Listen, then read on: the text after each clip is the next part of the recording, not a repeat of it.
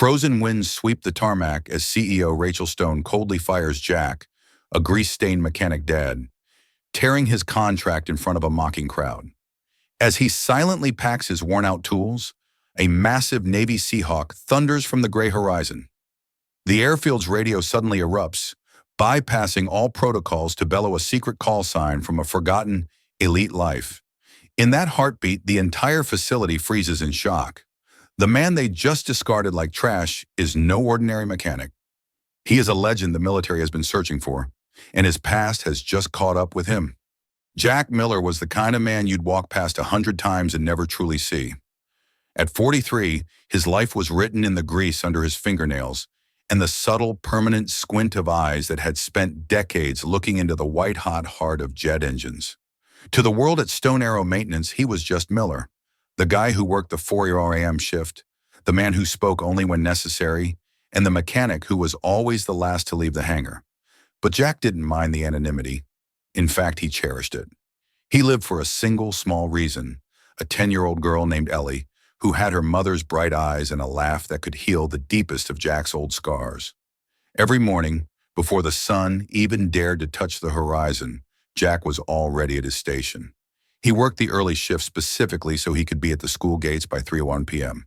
To Ellie, he wasn't a veteran or a technician. He was just Dad, the man who made the best grilled cheese sandwiches and understood exactly why a math homework could feel like a mountain. Jack's past was a locked box. He had served his country in the shadows of the military's most elite aviation units, but he walked away from the medals and the adrenaline the moment family tragedy struck. He traded the roar of fighter jets for the quiet safety of a civilian hangar, choosing a life where the stakes weren't life and death, but rather just making ends meet. In the quiet corners of the hangar, while others took their smoke breaks, Jack would often be found staring at the schematics of the newer turbine models. He wasn't just reading them. He was memorizing the flow of energy. He had a gift, a rare, intuitive connection with machinery that bordered on the supernatural. He could feel a misaligned gear through the floorboards before a computer sensor even tripped. He understood that every machine has a voice. Most people just don't know how to listen. But he never boasted. He had seen what happens when ego gets in the way of safety. He had lost friends in the service to minor oversights, and those ghosts followed him every time he picked up a wrench. Enter Rachel Stone. At 47, Rachel was the CEO of Stone Aero Maintenance, a woman who treated people like data points on a spreadsheet. She was brilliant, fierce, and utterly convinced that speed was the only metric that mattered.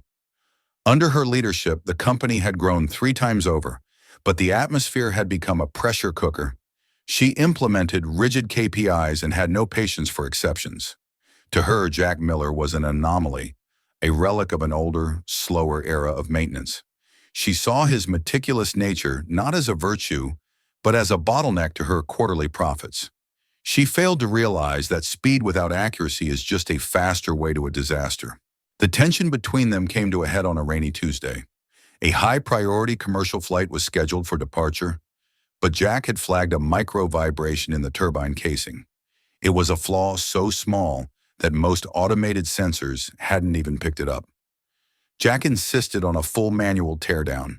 Rachel, seeing the delay costs mounting by the minute, was livid. She saw Jack's caution as inefficiency, a deliberate slowing down of her well-oiled machine. "Safety is a standard, Miller, not a hobby," she had barked at him in front of the crew. Jack had simply looked her in the eye and said, "If that bird goes up with that vibration, she might not come back down." The flight was delayed by 4 hours. Jack was right. A hairline fracture was discovered in the primary fuel manifold. But Rachel didn't care about being right. She cared about the schedule. In her mind, Jack was a liability to her bottom line. She saw him as a man who cared more about nuts and bolts than the survival of the company. She decided then and there that his time was up. She wanted disruptors, not perfectionists. The next morning, the confrontation on the tarmac was cold and clinical. Rachel didn't call him into her office. She chose to make an example of him in front of the entire morning shift. She stood there, her clipboard a shield against the freezing wind, and handed him the termination papers. "Your services are no longer required, Jack. You're too slow for the future of this company." she said, her voice devoid of any warmth. The papers were torn from the binder, the sound sharp like a gunshot in the quiet hangar. A few younger mechanics looking to earn favor with the boss let out a mocking laugh. Jack felt the heat rise in his chest, but he suppressed it. He thought of Ellie. He thought of the quiet life they had built. He didn't argue. He didn't bring up the fracture he'd found yesterday or the 20 years of service he had under his belt. He simply began to gather his tools. Each wrench and socket went into his old, battered chest with a metallic clink that felt like a funeral bell. He was halfway through packing when he heard it, a sound he hadn't heard in years, yet one his body recognized before his brain did. It was the heavy, rhythmic thrum of twin-engine turboshaft engines. This wasn't a civilian craft. The frequency was too low, the power too immense. The air around the hangar began to ripple. The snickering managers fell silent as a dark shadow stretched across the tarmac. A Navy Seahawk, painted in the matte gray of a ghost, was banking hard toward their position. Rachel Stone frowned, looking at her clipboard. There were no military arrivals scheduled. There were no VIPs expected. But the helicopter wasn't asking for permission. It was coming down, and it was coming down fast. As the massive blades began to kick up a hurricane of dust and debris, Jack Miller stopped. He stood over his toolbox, his head slowly tilting toward the sky. The man who was too slow for the corporate world suddenly looked like the only person on the tarmac who wasn't afraid. The Seahawk didn't just land, it dominated the space.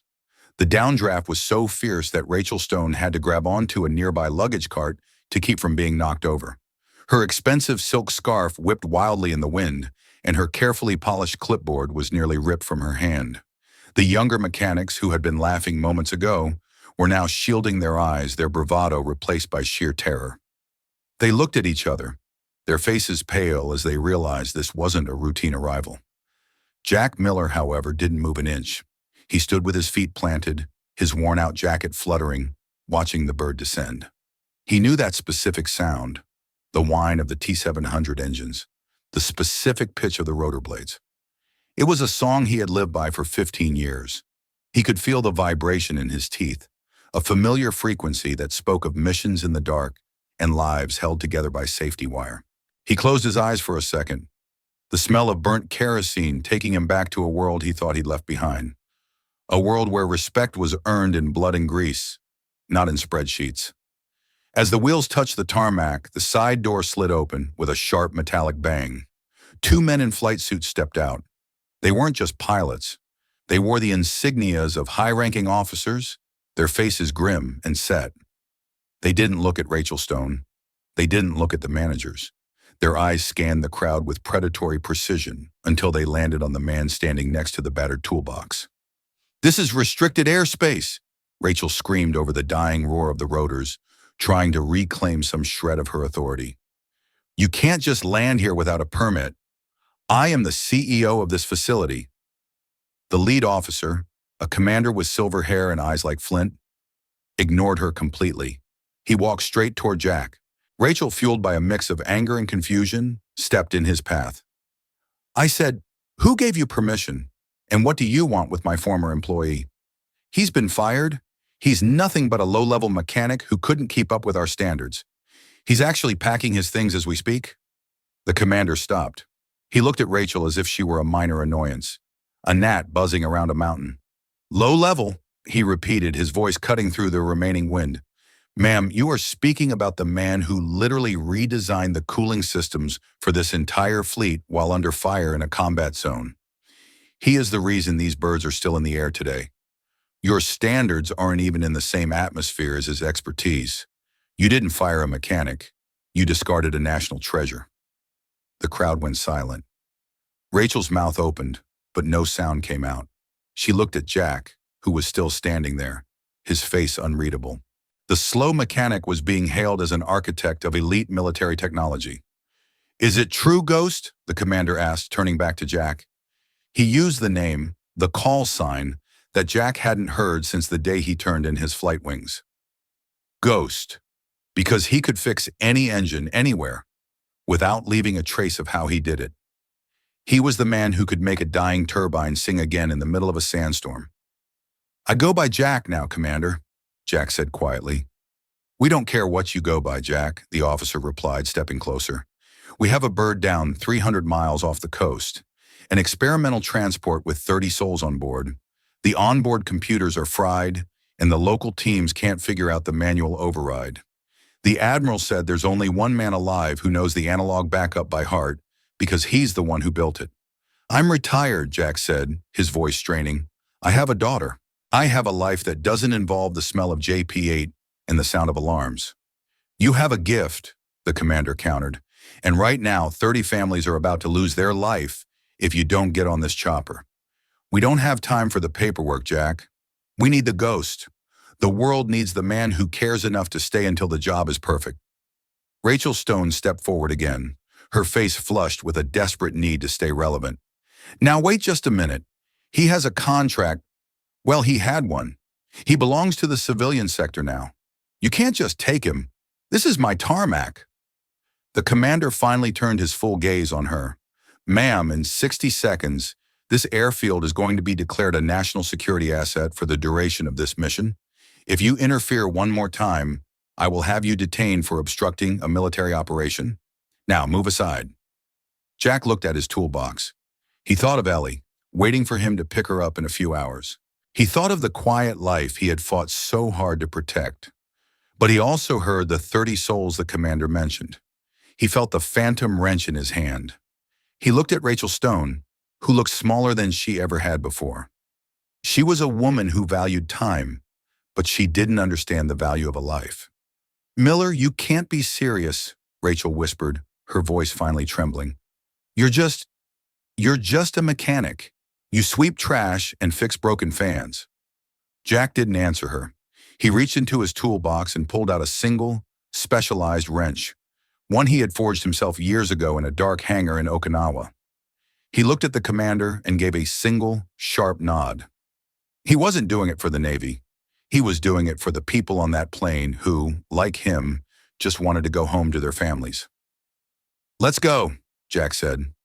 As he climbed into the Seahawk, his movement was fluid, a muscle memory of 1,000 scrambles. The younger mechanics watched in stunned silence, their mocks replaced by a dawning realization that they had been bullying a giant. As the helicopter lifted off, the debris hit Rachel Stone's face, but she didn't turn away. She watched as the too slow mechanic disappeared into the clouds, leaving her with nothing but a pile of torn papers and the realization that she had just thrown away a legend. Inside the Seahawk, the environment was a chaotic symphony of radio chatter and vibrating metal. Jack was handed a headset. The voice on the other end was frantic, filled with the raw terror of men who knew they were about to die. Ghost, this is Central Command. The transport is losing altitude. They're at 12,000 feet and dropping. The hydraulic sink is failing, and the pilots have no manual control. The digital flight deck is dark. Jack didn't panic. He closed his eyes, visualizing the interior of the experimental craft. He had spent 3 years in a windowless room in Nevada, building the prototype for that specific hydraulic system. He knew its weaknesses. He knew its soul. He could see the fluid lines, the check valves, and the redundant sensors as if they were laid out in front of him. Every bolt, every wire was etched into his memory. Listen to me, Jack said into the mic, his voice calm and authoritative, slicing through the static. The commander watched him, a small smile playing on his lips. This was the man he remembered. You need to bypass the digital governor. It's locked in a fail state because of the humidity. Tell the pilot to pull the silver lever behind the seat, yes, the one marked for emergency cargo, and hold it at exactly 45 degrees. Not 40, not 50, 45. They say it's stuck, the radio crackled. They can't budge it. It's not stuck, it's pressurized, Jack barked. Tell them to kick it. Hard. Use the weight of the co-pilot if they have to. Then, and only then, hit the manual purge on the secondary line. You have 10 seconds before the pressure plate cracks. If that plate goes, we lose the whole tail rotor. Minutes felt like hours. The Seahawk raced toward the coordinates over the dark, churning Atlantic. Finally, the radio erupted with cheers and sobbing. Altitude stable! We have manual control! Ghost! You did it! You actually did it from 300 miles away. The commander clapped Jack on the shoulder. 60 seconds, Jack. You saved them in 60 seconds of thinking what no one else could. That's why we never stopped looking for you. You were always more than just a technician. You were the architect of their survival. As they flew back toward the airfield, the commander looked at Jack. You know the Admiral never understood why you left. You were on track for Master Chief. You were the golden boy of the Navy's technical wing. You could have run the whole show. Jack looked out the window at the sprawling ocean below. I didn't leave because I lost the edge, Commander. I left because the edge was all I had left. When my wife died, Ellie was 5. I came home from a mission in the Mediterranean, and she didn't recognize me. She called me the man from the TV. I realized then that I could save every plane in the world, but if I lost my daughter, I was a failure. I chose to be a father over being a legend, and I'd choose it again tomorrow. A legend is just a story, but being a dad is a life. The commander nodded slowly. And now, after today, Rachel Stone isn't going to let this go. The story's going to be all over the industry. You're not going back to being just Miller, Jack. The ghost has been seen. I know, Jack said, a shadow of a smile appearing. But maybe that's okay. Maybe it's time Ellie knows what her dad really does. Not for the medals, but so she knows why I'm so careful with everything I touch. I want her to know that her safety is my greatest project. When the Seahawk landed back at the airfield, the scene was completely different. The entire staff of Stone Aero Maintenance was lined up along the hangar. There was no mocking. There was no laughter. The younger mechanics stood at attention, their eyes wide with reverence. Even Rachel Stone was there, standing at the front, her face pale and her hands clasped tightly in front of her. She looked like a woman who had just realized she had been judging a diamond by the dirt on its surface. As Jack stepped off the helicopter, the commander followed, his presence a shield of authority. Rachel walked forward, her eyes searching Jack's face. Jack, I had no idea. The files, they didn't mention the Navy. They didn't mention the ghost. They only said you were a mechanic from a small regional firm. The files mention what you wanted to see, Rachel, Jack said, his voice flat but not unkind. You wanted to see speed. You wanted to see someone you could control. You didn't want to see the man who takes his time because he knows what happens when you don't. You saw a janitor with a wrench, but you never looked at the hands holding it. Those hands have held the lives of hundreds. I want to make it right, Rachel said, her voice desperate. She had already received 3 calls from the board of directors wondering why the Navy had just landed on their tarmac to fetch a janitor. I'll double your salary. I'll give you your own team. You can be the vice president of maintenance. You can rewrite the entire safety manual. Just stay. Jack looked at his battered toolbox, still sitting where he had left it. He looked at the commander, who was waiting for his answer. Then he looked at his watch. It was 2:45 p.m. I have a daughter to pick up, Jack said simply. The days following the Seahawk incident were a whirlwind. Rachel Stone didn't just offer Jack a job. She completely overhauled the company's culture. She realized that her KPIs had almost cost 30 lives if Jack hadn't been there to stand his ground. The Miller Rule was implemented. Any mechanic who flagged a safety concern was given an automatic bonus and a personal thank you from the CEO, and speed was no longer the primary metric for success.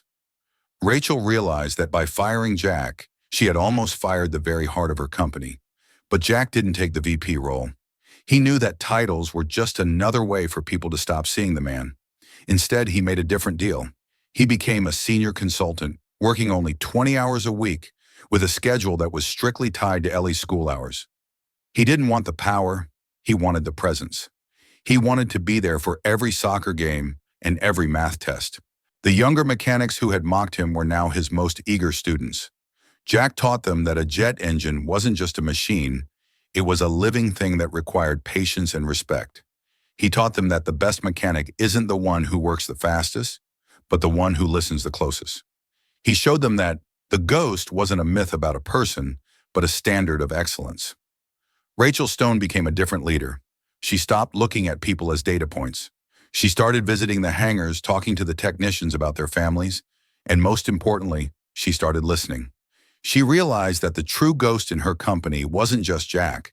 It was the dedication and the silent expertise of every person she had previously ignored. She learned that a company is only as strong as its quietest expert. She saw how much more her team achieved when they weren't working under the shadow of her clipboard.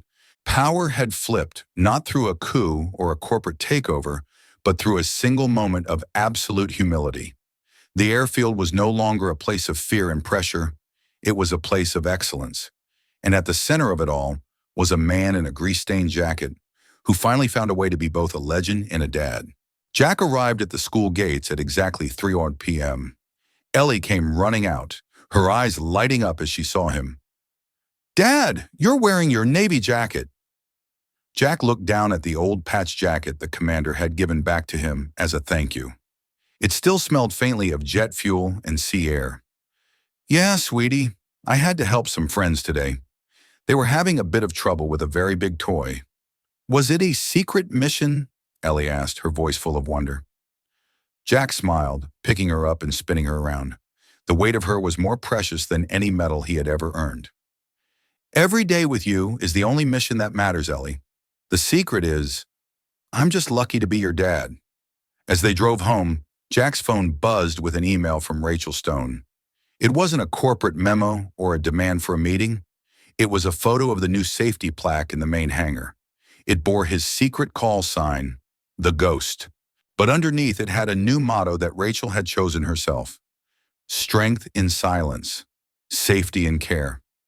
Jack didn't need the world to know his secret name to feel valued. He realized that the greatest secret he ever kept wasn't his military past.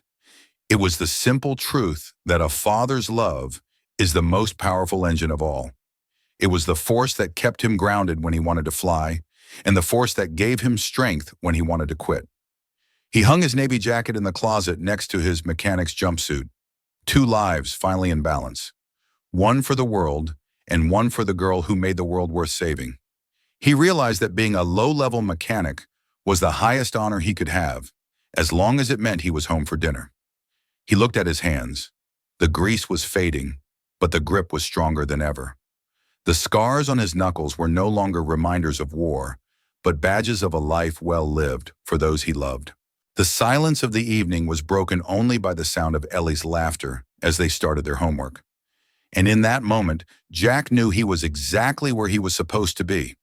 He wasn't a ghost in the hangar anymore. He was a hero in his own living room.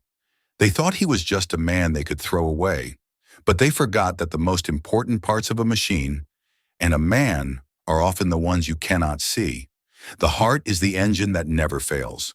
If this story moved you and reminded you that a father's greatest strength is often hidden in his quiet sacrifices, please give us a like and subscribe to Daddy Healing Stories. Every dad has a secret world of bravery, and every moment spent with his children is a victory. Don't forget to hit the notification bell so you never miss these journeys of love, resilience, and the unbreakable bond between fathers and their little ones.